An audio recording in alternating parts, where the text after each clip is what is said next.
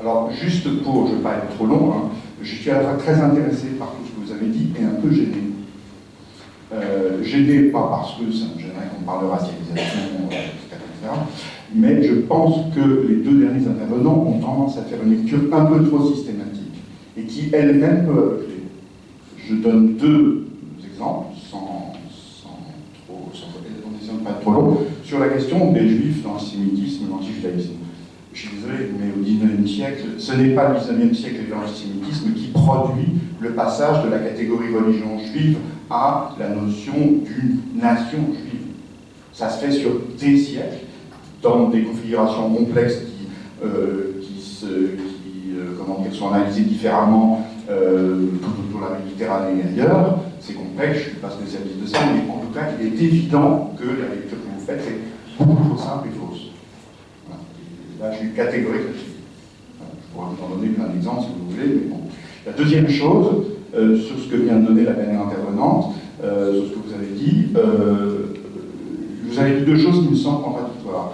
D'un côté, vous avez dit, il y a une intrication forte, et qui effectivement me semble que je vis tout le temps, je n'en dirai en tant qu'enseignant, etc., entre sexualisation, racialisation et questions sociales, et inégalité sociale. Je suis parfaitement d'accord avec ça. Mais d'un autre côté, vous passez à autre chose, tout à fait différente, qui est de dire, il faut passer à un renversement de paradigme, en gros, qui est de dire, eh bien, c'est le système race qui est prédominant, qui est la trame. Moi, j'ai un usage plus nuancé et beaucoup plus nuancé du mot trame. La trame, il y a une file de trame, une file de chaîne, si on continue la métaphore, il y a beaucoup d'autres choses, il y a différentes tables, donc des files de trame et de chaîne. Et je pense que si vous faites ça, et si on fait ça, si on vous suit, on va dans le mur. Et je pense qu'on va dans le mur parce que du coup, je sais bien que vous n'êtes pas d'accord puisque je dis le contraire de vous, mais ce que je veux dire, c'est que je pense que là, vous oubliez une chose, c'est l'effet d'affect négatif que ça va produire. Hein. Et deuxièmement, le fait qu'il est faux de dire que les effets de racialisation ne concernent pas les blancs, c'est-à-dire les non racialisés. Je pense qu'il y a des effets conjoints là-dessus. Et troisièmement, s'agissant de la police, excusez-moi, mais il faut avoir du coup la mémoire un peu plus longue. La police, c'est le maintien de l'ordre, excusez-moi, mais au XIXe siècle, lorsque les ouvriers sont écrasés, ils ne sont pas écrasés moins que dans toutes les révoltes ouvrières, et que ce soit les insurrections, et que ce soit les grèves début XIXe siècle, début XXe, etc., ils ne sont pas écrasés moins violemment, ils le sont certainement différemment. Bien sûr que ce qui se passe en Algérie pendant la conquête, enfin, je veux dire, vous savez la même chose que moi, et on le fait tous, mais il est évident que les forces de l'ordre sont habituées à ça, c'est-à-dire le peuple, c'est des barbares, et les barbares, on les écrase et on peut les exterminer. Voilà. Et donc, en considérant ce que vous dites, évidemment qu'il y a une partie de vrai, bien sûr que la façon, on le sait très bien, l'activité, l'action de la police pendant la guerre d'Algérie, elle s'est reproduite après, enfin, etc., tout ça, je suis d'accord avec vous, mais de dire que ce serait, qu'en gros, le socle, comme s'il n'y avait rien avant, que le socle, ce serait la violence à l'égard des quartiers, qui ensuite se reproduit sur les blancs, et qu'on serait stupéfait, de sidération, parfaitement. Moi, je suis absolument pas sidéré. Je participe à des manifestations comme vous depuis très longtemps, je suis né en 62. La police a toujours été plus ou moins violente, elle est là un peu plus ou un peu moins, mais non. Cette question de la racialisation, je termine, elle est très importante, je suis d'accord avec vous, mais elle n'est absolument pas la seule clé. Et si on fait ça, excusez-moi, on va dans le mur, on remplace une clé par une autre, et dans ce cas-là, vous faites simplement le décalage inverse de celui du Front National. Désolé. Alors, moi, ma question est autre. Vous avez parlé de la laïcité. Il y a un philosophe qui s'appelle Étienne Belbar qui avait montré il y a quelques temps qu'il y avait plusieurs laïcités, il n'y en a pas une seule, et que la laïcité française était plutôt du côté d'une religion civile. Alors le principe d'une religion civile, c'est qu'elle est exclusive, c'est-à-dire qu'il n'y a qu'une religion civile et qu'elle ne peut pas être inclusive. Donc elle implique forcément la négation extrêmement forte, de façon implicite et explicite, de l'expression religieuse comme corrélatif de toute appartenance, non seulement à l'État, mais d'une certaine manière à la société civile aussi. Donc alors ça serait un premier problème. Alors il me semble que la gauche dont vous parlez, moi j'ai appartenu à la gauche radicale dans les années 70, Je pense que la gauche radicale qui était du côté de la défense des immigrés en tant que prolétariat surexploité et du côté de la défense des femmes en tant que minorité, mais pas minorité sexuelle, mais minorité exploitée, cette gauche radicale n'était pas majoritaire, elle était minoritaire.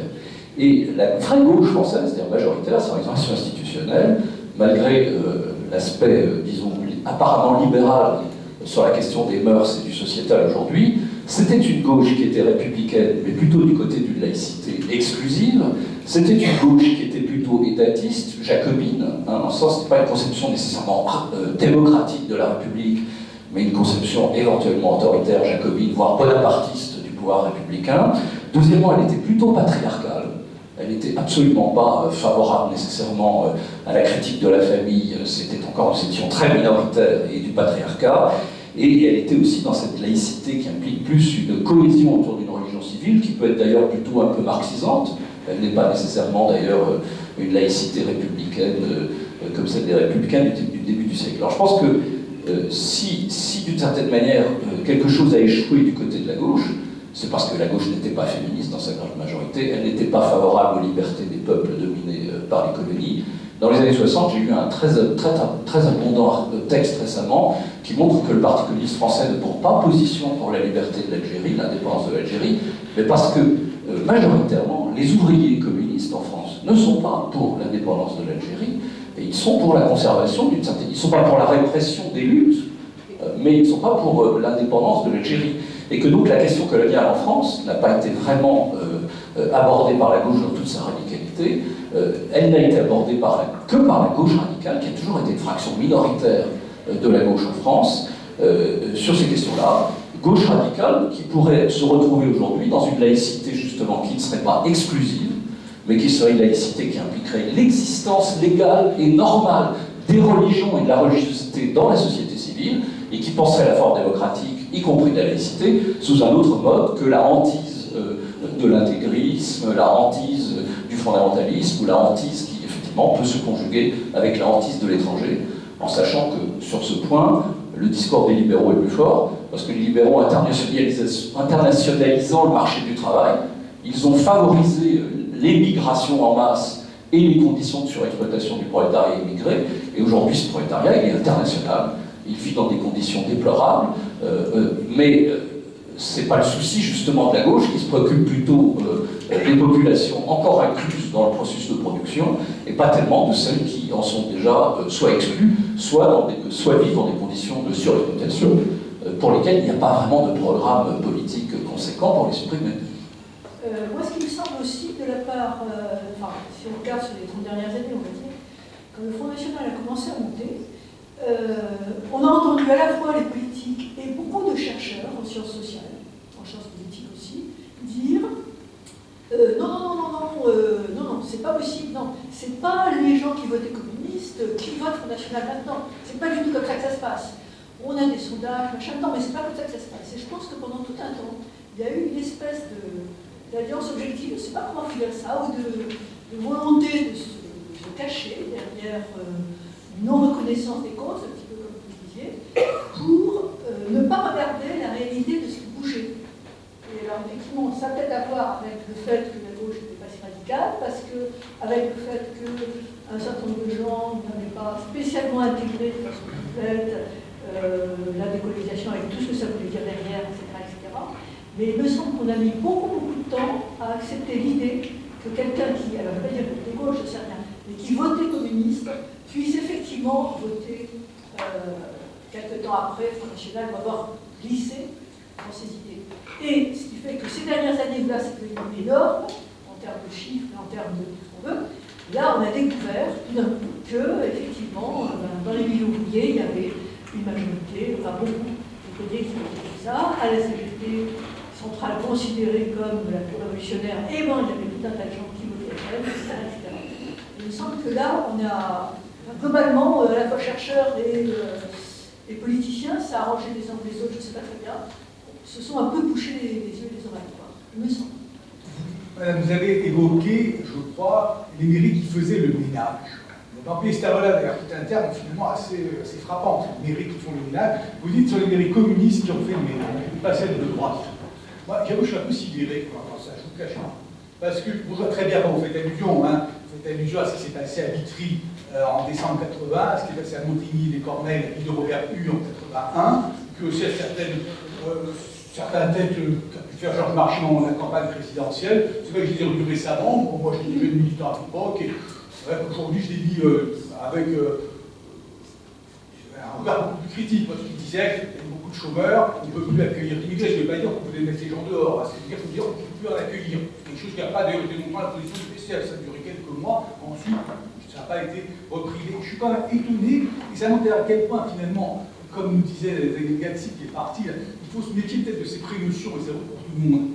Parce que quand même, le système capitaliste, pas le système race comme vous dites, et je dirai un mot après, il a été quand même capable, très naturellement, de faire en sorte que les seules personnes qui étaient admises justement, pour parler comme vous, c'était les gens qui faisaient le ménage, mais que les ouvriers, les millions de personnes qui construisaient la France à ce moment-là, ou qui reconstruisaient, ils étaient ingéniés à Nanterre. Les bidonvilles, c'est à Nanterre. Donc il y a vraiment que les économistes ont fait le ménage par rapport aux personnes, aux immigrés, je trouve ça hallucinant. Mais hallucinant, ça veut dire que vous voyez les choses d'après quelques événements qui ne sont pas des événements, on ne va pas sans l'orgueillir, mais qu'est-ce que c'est par rapport aux dizaines d'années où la majorité des gens, la classe ouvrière, qui sont venus en France, se sont tous retrouvés dans les mairies que les communistes ont gagné en 25 ou en 35. Vous vous rendez compte quand même le déséquilibre dans la présentation que vous faites. Je trouve ça extraordinaire. Et franchement, c'est une chose pareille, je suis sidéré, je ne vous cache pas. Voilà. Le deuxièmement, moi mon problème c'est les mots. Encore une fois, c'est un terme que j'emploie souvent. Quand on sait sur les mots, on sait sur les choses. Moi, je ne suis pas d'accord pour parler d'islamophobie parce que je dois avoir la liberté de critiquer une religion. Je ne suis pas du tout obsédé par l'islam, je ne suis pas musulman, j'appartiens vaguement à l'école, enfin, à la communauté juive, je ne suis pas du tout croyant, hein, mais je ne vois pas, prendre pas ce terme. Moi, je le dis chaque fois, je suis totalement opposé à toute discrimination envers les personnes pour leur appartenance supposée ou réelle à la religion musulmane comme aux autres. Donc, mais l'islamophobie, pour moi, en France, on ne reconnaît pas les blasphèmes, et je ne vois pas pourquoi je n'aurais pas le droit de critiquer l'islam. Je ne veux pas, pourquoi je n'aurais pas le droit, pourquoi j'en critiquerais les autres. La liberté, c'est toujours celle des autres. Si les gens veulent critiquer l'islam, qu'ils le fassent, mais qu'ils ne le fassent pas de telle manière que les personnes qui se reconnaissent en islam, ou qui sont supposées être, comme moi je dis, la culture musulmane, soient atteintes. Il y a une différence. Bon, voilà. Alors, quand vous parlez aussi de système race, moi ça me gêne énormément. Parce que moi je ne sais pas ce que c'est que les races. Je ne sais pas ce que c'est que les races. Je ne sais pas. Je ne sais pas ce que c'est que. Je connais des individus. Quoi? Race au singulier. Moi non plus, je ne sais pas ce que c'est. Moi, je ne sais pas ce que c'est que les races, et je ne vois pas pourquoi je m'impose un tas de pensée qui ne paraît pas scientifiquement fondée. Voilà. Donc, moi, je n'accepte pas le terme de système race. Pour moi, il y a une discrimination vis-à-vis des gens en raison de catégories, de qualité, au sens global, hein, qu'on leur impute, il n'y a pas de race. Je lutte contre toutes les discriminations, mais je n'accepte pas de le faire sous le manteau de la race. Voilà. Et dernier point, bon, il y a une allusion. Encore une fois, je ne suis pas là pour défendre l'histoire de Péchel, je suis un petit personnage, je la trouve plutôt positive, mais pour dire que le Parti communiste est contre l'alliance de l'Algérie parce que les ouvriers étaient contre, je trouve ça quand même hyper simplificateur. Il y a eu des positions plus avancées sur le Vietnam, il n'y avait pas comme une peuplement de guillemets que sur la France, il y avait plus de proximité avec les communistes vietnamiens qu'avec les nationalistes algériens peut-être. Il n'empêche globalement, bien sûr, toutes ces années-là, le parti qui a été le plus réprimé pour 123 l'humanité a été saisi à cause de l'Algérie. Il ne faut quand même pas, si vous voulez, on peut être très exigeant vis-à-vis des gens qu'on aime, je comprends, mais tout là, à dire qu'ils ont fait l'inverse de ce qu'ils ont fait, il y a quand même une différence. Voilà.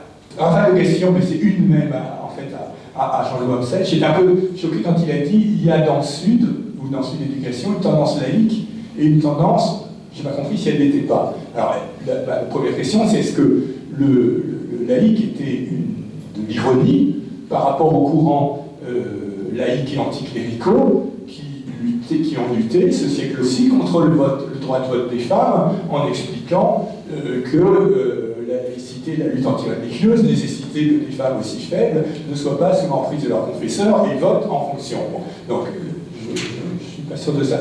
Mais ma question ensuite est la suivante, puisqu'on parle de la loi sur le voile. Est-ce que la discrimination est plus acceptable quand ce sur quoi les gens sont discriminés oblige un comportement volontaire de leur part? C'est-à-dire, est-ce que la seule discrimination qui doit être combattue est une discrimination raciale, où on ne peut rien à son apparence physique, ou est-ce qu'une discrimination qui tienne à des choix, Par exemple, je suis communiste, je suis discriminé, est-ce que c'est acceptable? Je suis syndicaliste à la CGT, mon patron dit, je le discrimine, mais s'il était à la CFDT, je ne verrais pas ma liste. Est-ce que c'est quelque chose qui ne ressemble pas un peu, dans le cas de femmes qui ont une idée de leur religion et qui, voilà. La même question qui est poussée, c'est, vous avez à très juste titre pointé avec beaucoup de pessimisme le fait que la France était dans une espèce de bifurcation et qu'une des voies, c'était une société d'apartheid que Manuel Valls a paradoxalement décrite à la fois et dénoncée. Or, sur cette question-là, la question scolaire, c'est-à-dire de la façon dont s'habille un certain nombre de lycéennes, la question va se poser pour les étudiantes dans d'autres endroits. Est-ce que la question n'est pas celle de la laïcité, n'est pas celle d'avoir l'ensemble des personnes qui étudient dans les mêmes structures? Ou alors, est-ce que, comme plusieurs des partisans de la laïcité un peu dure, comme Caroline Fourès ou Catherine Kichler, vous pensez que les gens qui doivent être exclus du système d'éducation nationale doivent aller dans des écoles privées, qui, dans ce cas-là, seraient des écoles privées confessionnelles? Est-ce que renforcer un système public d'un côté et un système confessionnel de l'autre va dans le sens du renforcement et de la création d'un apartheid ou le combat? Moi, je pense qu'on ne peut pas être contre le développement d'institutions séparées en promouvant des mesures qui excluent de l'enseignement secondaire une partie des filles, parce qu'une partie enlève le voile quand elles sont à l'école, ça pose pas de problème, mais ça existe. Et exclut de l'emploi de nounou une partie des musulmanes qui tiennent à porter leur voile, etc. Moi, je pense que c'est comme ça qu'on crée une société d'apartheid, et que donc la position laïque, c'est la position de demander l'abrogation de ces mesures discriminatoires vis-à-vis de gens qui certes ont choisi un comportement, mais qui est un comportement à base religieuse, et qu'on peut critiquer, comme on critique un vote, la liberté politique donne la liberté de voter pour le Front National.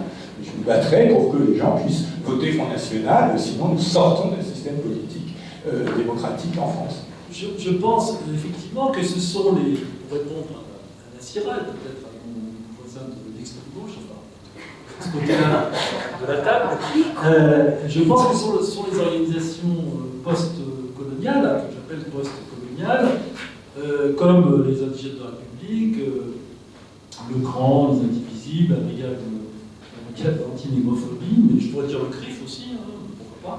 Qui n'est pas post-colonial. Non, qui n'est pas post-coloniale, elle, qui est coloniale, qui font le choix de la race contre la classe. Je me suis un peu étendu sur les livres de William Boutelja, là où qui ne représente pas l'ensemble des organisations post-coloniales, mais qui dit clairement qu'il faut que la race sociale et politique, pas la race socio-anthropologique, elle précise bien que la race doit l'emporter sur la classe. Donc moi je pense effectivement, comme le disait le monsieur là, qui est enfin, un peu à droite géographiquement, je pense effectivement que c'est ça qui fait le lit du Front National, et que c'est se leurrer de penser que le racisme vient uniquement d'en haut, alors qu'il trouve une réfraction justement dans le bas de la société, sinon à la base de la société, ou tout du moins, sinon à la base de la société, au moins au sein des organisations qui prétendent parler, qui se posent comme les porte-paroles de masses d'individus atomisés et qu'elles prétendent représenter de façon exclusive, et que je nomme, pour cette raison, des entrepreneurs d'ethnicité. Bon, je reprends là le vocabulaire des sciences politiques qui parle d'entrepreneurs moraux, d'entrepreneurs politiques. Alors, pour ce qui concerne Sud Éducation, là je pense qu'effectivement, et c'est pas seulement Sud Éducation, j'en ai une expérience directe, parce que moi j'étais en contact un certain nombre de fois avec eux, je pense qu'effectivement les organisations, mais je pense que Massira aussi, d'ailleurs, on a participé aux mêmes rencontres, pas le même jour, mais je pense qu'effectivement un certain nombre d'organisations syndicales sont divisées, sont profondément divisées sur cette base-là, c'est-à-dire sur cette base culturelle, ethnique, raciale, etc. Et que notamment pour ce qui concerne l'opposition entre une tendance qui s'affirme comme laïque, universaliste, etc., dans la tradition de la laïcité, d'une certaine laïcité républicaine, parce qu'il y en a plusieurs, effectivement, des laïcités, et donc qui s'oppose au port du voile à l'école, enfin à l'école secondaire, hein, puisque pour l'instant,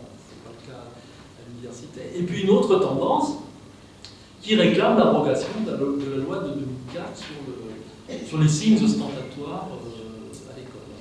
Alors, mais effectivement, moi je suis d'accord tout à fait avec votre analyse, à savoir que je trouve que la situation ou la position de la France est profondément contradictoire. Parce que c'est une république, mais qui a une première limitation, parce que c'est la République française, d'une part, alors la République en principe elle est universelle, et deuxièmement, elle a une seconde limitation, c'est que c'est la fille aînée de l'Église. Donc c'est une république officieusement, sinon officiellement, catholique. Et donc, la situation contradictoire de la France, elle tient au fait qu'elle a une école publique, bien sûr, mais elle finance aussi un enseignement confessionnel privé de nature catholique et juive, et accessoirement, et très accessoirement, je dirais, musulmane. Et le problème vient de là. Le problème, c'est que les enfants de familles catholiques peuvent très bien aller dans une école privée catholique, subventionnée ou pas. Des enfants de familles juives peuvent très bien aller dans des écoles juives subventionnées ou pas, alors que des enfants musulmans, de familles musulmanes n'ont que très peu la possibilité d'aller dans des écoles musulmanes, puisqu'il en existe très peu, et que, bon, il commence à y en avoir, mais elles sont en nombre extrêmement limité. Deuxième point, c'est la question des lieux de culte. On sait que depuis, en 1905, il y avait toute une série d'églises qui ont été prises en charge par l'État pour ce qui concerne leur entretien. Je ne parle pas du Concordat pour l'Alsace-Moselle, et sans que les prêtres soient payés, mais les édifices sont entretenus par l'État. Il en va de même pour les synagogues, les temples, les protestants. Mais en 1905, il y avait très peu de mosquées, il n'y en avait pas d'ailleurs. Aussi, il y en avait peut-être une à Marseille, je crois qu'il y en a eu une à Marseille au XVIIe siècle. Et donc, le problème qui se pose actuellement, puisqu'on dit, enfin on n'en sait rien, il n'y a pas de statistiques, heureusement d'ailleurs, de mon point de vue, parce que je suis contre les statistiques ethniques ou religieuses, ce qui revient au même d'ailleurs, puisque musulman égale arabe, ici, en France actuellement. Donc, il n'y a pas de... L'islam est censé être la deuxième religion de France, et il y a un nombre effectivement très insuffisant de mosquées, ce qui fait qu'on peut reprocher aux musulmans de prier dans les rues, dans les caves, etc. Bon. Donc, à mon sens, le gouvernement devrait financer la construction de mosquées pour rétablir un équilibre, parce que je pense que toutes les religions ont droit à un traitement égal, c'est-à-dire aussi bien le catholicisme, le judaïsme, le protestantisme, ou même le bouddhisme, peu importe, elles ont droit à un traitement égal, et donc ils devraient financer la construction de mosquées, qui pour l'instant sont financées par certains pays maghrébins ou du Golfe, et on voit bien que lorsque la construction de mosquées est prise en charge par des associations de musulmans français, eh bien, ça met des années avant que ça se fasse. À Strasbourg, c'était le cas. À Poitiers, elle n'est toujours pas ouverte, il y a eu un incendie, etc. Enfin bref, ça met énormément de temps, et donc je crois qu'il faudrait rétablir un équilibre et tordre le bâton dans l'autre sens et privilégier, justement, par une sorte de, discrimination positive, comme on veut, la construction de mosquées pour accorder un traitement égal à toutes les religions, puisque pour moi c'est ça, effectivement, la laïcité républicaine entre nous. Voilà.